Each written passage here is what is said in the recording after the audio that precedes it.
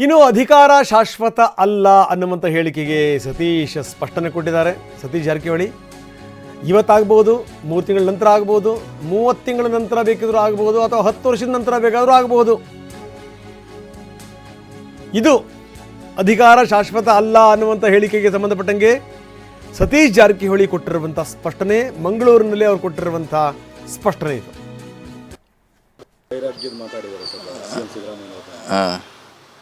ಅಧಿಕಾರ ಶಾಶ್ವತ ಅಲ್ಲ, ಅದು ಕರೆಕ್ಟ್. ಅದು ಒಂದೇ ಪಕ್ಷದಲ್ಲಿದ್ದೀವಿ, ಒಂದೇ ದಾರಿಲಿ ಹೋಗುತ್ನಾಗ ಇದೆಲ್ಲ ಸ್ವಾಭಾವಿಕ. ಯಾರಿಗೂ ಶಾಶ್ವತ ಅಲ್ಲಲ್ಲ. ಅಲ್ಲ, ಮಾನಸಿಕವಾಗಿ ಅಂತ ಹೇಳೋಕ್ಕಾಗಲ್ಲ. 30 ತಿಂಗಳ ನಂತರ ಬಿಡ್ಬೋದು, ಮೊದಲೇ ಬಿಡ್ಬೋದು. ಮಾನಸಿಕ ಅಂತ ಹೇಳೋಕ್ಕೆ ಆಗೋಲ್ಲ. ಬಿಡೋದಂತಿ ಪಕ್ಕ ಯಾವಾಗಾರು ಒಂದು ಬಿಡಲೇಬೇಕು. 30 ತಿಂಗಳ ನಂತರ ಬಿಡಬೇಕು. ಹಾಗೇನು ಇನ್ನೊಂದು ಸರಿ ಯಾರು ಬಿಡಲೇಬೇಕು, ಯಾವಾಗ ಬಿಡಲೇಬೇಕು, ಅದೇನು ಪ್ರಶ್ನೆ ಇಲ್ಲ. ಈ ಅವಧಿಗೂ ಬಿಡ್ಬೋದು. ಅದೇನೆಲ್ಲ ಇದ್ರೆ ಹೈಕಮಾಂಡ್ ಮೇಲೆ ಅವಲಂಬನೆ ಅಷ್ಟೆ. ನೀವು ಹೈಕಮಾಂಡ್ ನಮಗೆ ಕೇಳಿದ್ರೆ ನಮಗೆ ಆಗೋಲ್ಲ. ಈಗ ನಮ್ಮದು ಎಷ್ಟಿದೆ ಅಂದರೆ ನಾವು ಹೇಳೋ ಉದ್ದೇಶ ಯಾವಾಗಲೂ ಒಂದಷ್ಟು ಬಿಡಲೇಬೇಕು. ಇನ್ನು 10 ಸಾರಿ ಯಾರು ಮುಖ್ಯಮಂತ್ರಿ ಬಿಡಲೇಬೇಕಲ್ಲ, ಅದನ್ನು ಬಿಡಲೇಬೇಕು ಅನ್ನೋದು ಬಿಡಲೇಬೇಕು ಅಷ್ಟೇ. ಅದು ಯಾವಾಗಂತ ಅದು ಹೈಕಮಾಂಡಿಗೆ ಗೊತ್ತು, ವರಿಷ್ಠರಿಗೆ ಗೊತ್ತು ಅಷ್ಟೇ. ನಾನು ಹೇಳುವಂಥ ಉದ್ದೇಶ ಅಷ್ಟೇ. ಅದು ಇಲ್ಲ, ಅದು ನೋಡೋಣ, ಅದು ಯಾವ ರೀತಿ ಬಗೆಹರಿಸ್ತಾರೆ, ಏನು ಮಾಡ್ತಾರೆ ನಮ್ಗೆ ಗೊತ್ತಿಲ್ಲ. ಪಕ್ಷದಲ್ಲಿ ಒಳ್ಳೆಯ ವಾತಾವರಣ ಇರಬೇಕು ಅನ್ನೋದು ಬಯಸ್ತಾರೆ ಎಲ್ಲ ಕಾರ್ಯಕರ್ತರು, ಶಾಸಕರು. ಸೊ ನೋಡೋಣ ಅಷ್ಟೇ. 10 ವರ್ಷ ಆಗ್ಬೋದು ಅಂತೇಳಿದ್ದೀನಿ ನಾನು. ಇವತ್ತು ಆಗ್ಬೋದು, 30 ತಿಂಗಳಾಗ್ಬೋದು, ಇನ್ನೂ 3 ವರ್ಷ ಆಗ್ಬೋದು, ಆ ಥರ ಹೇಳಿದ್ದೀನಿ. ಹಂಗೆ ಹೇಳಿ ಗೊತ್ತಿಲ್ಲ, ಆ ರೀತಿ ಹೇಳಿದ್ದು ಅಷ್ಟೇ. 30 ತಿಂಗಳಾಗ್ಬೋದು, 10 ವರ್ಷ ಆಗ್ಬೋದು ಅಂತೇಳಿದ್ದೀನಿ ನಾನು. ಇವತ್ತು ಆಗ್ಬೋದು, 30 ತಿಂಗಳಾಗ್ಬೋದು, ಇನ್ನೂ 3 ವರ್ಷ ಆಗ್ಬೋದು, ಆ ಥರ ಹೇಳಿದ್ದೀನಿ. ಹಂಗೆ ಹೇಳಿ ಗೊತ್ತಿಲ್ಲ. ನೋಡಿ, ಈ ರೀತಿ ಮಾತುಗಳಲ್ಲಿ ಏನು ಅರ್ಥ ಹುಡುಕಬೇಕು? ಇವತ್ತಾಗ್ಬೋದು, 3 ತಿಂಗಳಿಗಾಗ್ಬೋದು, 3 ವರ್ಷ ಆಗ್ಬೋದು, 10 ವರ್ಷ ಬೇಕಾದರೂ ಆಗ್ಬೋದು ಅಂತಂತಂದರೆ ಏನು ಅರ್ಥ ಇದು? ಇನ್ನು CM ವೈರಾಗ್ಯದ ಮಾತನಾಡಿದ್ರಲ್ಲ, ಅದಕ್ಕೆ ಸಂಬಂಧಪಟ್ಟಂಗೆ DK ಸುರೇಶ್ ಪ್ರತಿಕ್ರಿಯೆ ಕೊಟ್ಟಿದ್ದಾರೆ. ಸಹಜವಾಗಿ ಆಡಿರುವಂಥ ಮಾತದು, ಅದಕ್ಕೇನು ವಿಶೇಷವಾದಂಥ ಅರ್ಥ ಕಲ್ಪಿಸುವಂಥ ಅಗತ್ಯ ಇಲ್ಲ ಅಂತಾರೆ DK ಸುರೇಶ್.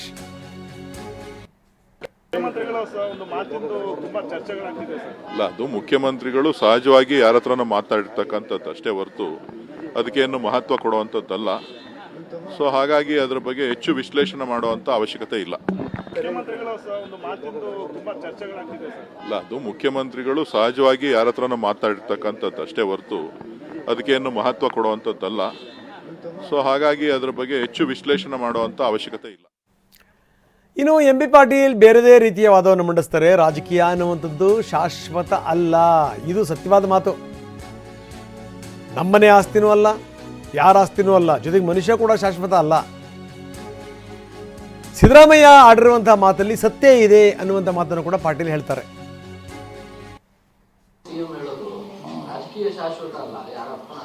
ಅದು ಯಾವ ಅರ್ಥ? ಅದು ಸತ್ಯ. ಅದು ನಾನು ಹೇಳ್ತೀನಿ, ರಾಜಕೀಯ ಶಾಶ್ವತ ಅಲ್ಲ, ನಮ್ಮನೆ ಆಸ್ತಿನೂ ಅಲ್ಲ. ಅದು ಆ ಮಾತನ್ನು ಹೇಳಿ ತಪ್ಪೇನಿದೆ? ಅದರ ಅರ್ಥ ಏನು? ರಾಜಕೀಯ ಅಲ್ಲ, ಮನುಷ್ಯನ ಜೀವನವೇ ಶಾಶ್ವತ ಅಲ್ಲ. ವೈರಾಗ್ಯ ಅಂತಲ್ಲ. No no no no no no not, ಅದೆಲ್ಲ ಇಲ್ಲ. ಇದು ಸತ್ಯ ಪರಿಸ್ಥಿತಿ. ಮನುಷ್ಯನೇ ಶಾಶ್ವತ ಅಲ್ಲ. ಅದ್ಯಾವುದೂ ಇಲ್ಲ. ಮುಖ್ಯಮಂತ್ರಿಗಳು ಹೇಳಿರುವಂಥದ್ದು ಅದು ಸತ್ಯ. ರಾಜಕೀಯ ಇವತ್ತು ದಿವಸ ತಾವು ನೋಡಿದ್ದೀರಿ, ಎಲ್ಲರನ್ನೂ ನೋಡಿದ್ದೀರಿ. ನಾವು ಭ್ರಮೆಯಲ್ಲಿ ಇರ್ತೀವಿ. ಇವತ್ತು ದಿವಸ ನಾವು ಶಾಶ್ವತ MLAಗಳು, ಶಾಶ್ವತ ಮಂತ್ರಿಗಳು, ನಾವು ಶಾಶ್ವತವಾಗಿ ಇರ್ತೀವಿ 100 ವರ್ಷ. ಅವೆಲ್ಲ ನಮ್ಮ ಭ್ರಮೆಗಳು. ಇವತ್ತು ದಿವಸ ಎಲ್ಲರಿಗೂ ಅನ್ವಯಿಸ್ತದೆ, ನಿಸರ್ಗದ ನಿಯಮ ಅದು. ಹೀಗಾಗಿ ಪ್ರಜಾಪ್ರಭುತ್ವ ವ್ಯವಸ್ಥೆಯಲ್ಲಿ ಜನಾದೇಶ ಏನಿದೆ, ಆ ಜನಾದೇಶ ಇವತ್ತು ದಿವಸ ಅಂತಿಮ ಆಗ್ತದೆ. ಬ್ರೇಕ್ಫಾಸ್ಟ್ ಮೀಟಿಂಗನ್ನು ಯಾವ ರೀತಿ ವ್ಯಾಖ್ಯಾನಿಸ್ಬೋದು? ಇದಕ್ಕೆ ರಾಜಣ್ಣವ್ರು ಕೇಳಬೇಕು. ರಾಜಣ್ಣವ್ರ ವ್ಯಾಖ್ಯಾನ ಚೆನ್ನಾಗಿದೆ. ಈ ಬ್ರೇಕ್ಫಾಸ್ಟ್ ಮೀಟಿಂಗ್ ಅಂದ್ರೆ ಒಂಥರ ಬೀಗತನ ಅಂತದು. ಇದು ರಾಜಣ್ಣವ್ರ ಮಾತು. ರಾಜಣ್ಣ ಹೇಳ್ತಾರೆ, ಬ್ರೇಕ್ಫಾಸ್ಟ್ ಮೀಟಿಂಗ್ಗಳು ಅವ್ರ ಮನೆಗೆ ಇವ್ರು ಬರೋದು, ಇವ್ರ ಮನೆಗೆ ಅವ್ರು ಹೋಗೋದು. ಮೊದಲು ಒಂದು ಕಡೆಗೆ ಹೆಣ್ಣು ನೋಡೋಕ್ಕೆ ಅಂತ ಬರ್ತಾರೆ, ಆಮೇಲೆ ಗಂಡು ನೋಡೋಕ್ಕೆ ಅಂತ ಬರ್ತಾರೆ, ಇವ್ರ ಮನೆಯಿಂದ ಅವ್ರ ಮನೆಗೆ. ಬ್ರೇಕ್ಫಾಸ್ಟ್ ಮೀಟಿಂಗ್ ಅಂದರೆ ಅದು ಈ ರೀತಿಯದ್ದು. ಹಳ್ಳಿಗಳಲ್ಲಿ ಶಾಂತಿಗಾಗಿ ಕುರಿ ಕೋಳಿ ಬಲಿ ಕೊಡ್ತಾರೆ, ಆದರೆ ಈ ರೀತಿಯಾಗಿ ಎರಡೂ ಮನೆಯಲ್ಲೂ ಕೂಡ ಆಗಿದೆ. ಇದು ರಾಜಣ್ಣವ್ರ ಮಾತು.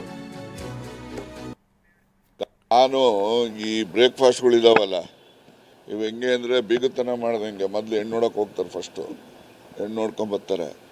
ಆಮೇಲಿಂದ ಹೆಣ್ಣು ನೋಡ್ಕೊಂಡು ಬಂದವರು ಗಣ್ಣವರು ತಿರ್ಗಾ ಮನೆ ನೋಡೋಕ್ಕೆ ಅಂತ ಒಂದ್ಸರಿ ಹೋಗ್ತಾರೆ. ಈಗ ಹಂಗಾಗೈತೆ ಇವರಿಬ್ಬರದು ಕತೆ. ಯಾವುದು ಏನಿದೆ ಅದೇ ನೋಡಿ, ಯಾವುದು ರಿವರ್ಸ್ ಆಗಕ್ಕೆ ಇರೋದು ಯಾವುದು ರಿವರ್ಸ್ ಆಗಲ್ಲ, ಇರೋದೇನಿದೆ ಮುಂದುವರ್ಕೊಂಡು ಹೋಗ್ತದೆ. ಎಲ್ಲ ಆಗಿದೆಯಲ್ಲ ಶಾಂತಿ ಆಯ್ತಲ್ಲ. ಈಗ ಹಳ್ಳಿಗಳಲ್ಲಿ ಏನಾದರೂ ಶಾಂತಿ ಆಗಬೇಕು ಅಂದರೆ ಕೋಳಿ ಕುರಿ ಕತ್ತರಿಸಿ ಶಾಂತಿ ಮಾಡ್ತಾರೆ. ಈಗ ಹಂಗೆ ಎರಡು ಮನೆಗೂ ಆಗೋವಲ್ಲ ಶಾಂತಿ, ಅದರಿಂದ ಮುಂದಕ್ಕೆ ಯಾವುದೂ ಇಲ್ಲ ನೋಡಿ. ನಾನು ಈ CM ಬದಲಾವಣೆ ಅನ್ನುವಂಥ ಮಾತನ್ನು ರಾಜಣ್ಣ ಒಪ್ತಾನೆ ಇಲ್ಲ. CM ಬದಲಾವಣೆ ಆಗಲ್ಲ, ಏನಿದ್ರು ಸಂಪುಟ ಪುನರ್ರಚನೆ ಆಗ್ಬೋದು ಅಷ್ಟನ್ನೇ. ಬದಲಾವಣೆ ಅನ್ನುವಂಥದ್ದು ಏನೂ ಇಲ್ಲ ಅಂತಾರೆ ರಾಜಣ್ಣ. ಒಂದು ವೇಳೆ ಆಗದೇ ನಿಜವಾಯಿತು ಅಂತಂದರೆ ಅವರ ಸ್ಥಾನಕ್ಕೆ ಪರಮೇಶ್ವರ್ ಬರಬೇಕು ಅಂತ ಕೂಡ ಪ್ರತಿಪಾದಿಸಿದ್ದಾರೆ ರಾಜಣ್ಣ. ಬದಲಾವಣೆ ಇದ್ರೆ ಹೈಕಮಾಂಡ್ ಅವ್ರು ಹೇಳ್ತಾರೆ, ಬದಲಾವಣೆ ಇಲ್ಲ ಅಂತ ನಾವು ತಿಳ್ಕೊಂಡಿದ್ದೀವಿ. ಇದ್ರೆ ಅವ್ರು ಹೇಳ್ತಾರೆ. ಸಚಿವ ಸಂಪುಟ ನಾನು ಮೊದಲು ಹೇಳಿದ್ದೀನಿ, ಸಚಿವ ಸಂಪುಟ ಏನು ಬೆಳಗಾವಿ ಅಧಿವೇಶನದ ನಂತರ ಆಗ್ತದೆ ವಿಸ್ತರಣೆ. ಈಗ ದಲಿತ ಸಿಎಂ ಆಗಬೇಕು ಅಂತ ಕೂಗುಳು ಬಂದು ದಲಿತ ಈಗ ನಾನು ವಾದ ಮಾಡ್ತಕ್ಕಂಥದ್ದು, ಅನಿವಾರ್ಯವಾಗಿ ಏನಾದರೂ ಸಿದ್ದರಾಮಯ್ಯನವರ ಪದಚ್ಯುತಿ ಆದಾಗ ದಲಿತ CM ಡಾಕ್ಟರ್ ಪರಮೇಶ್ವರ್ ಆಗಬೇಕು ಅಂತಕ್ಕಂಥದ್ದು ಸ್ಪಷ್ಟ ಅಭಿಪ್ರಾಯ ಹೇಳಿದ್ದೀನಿ.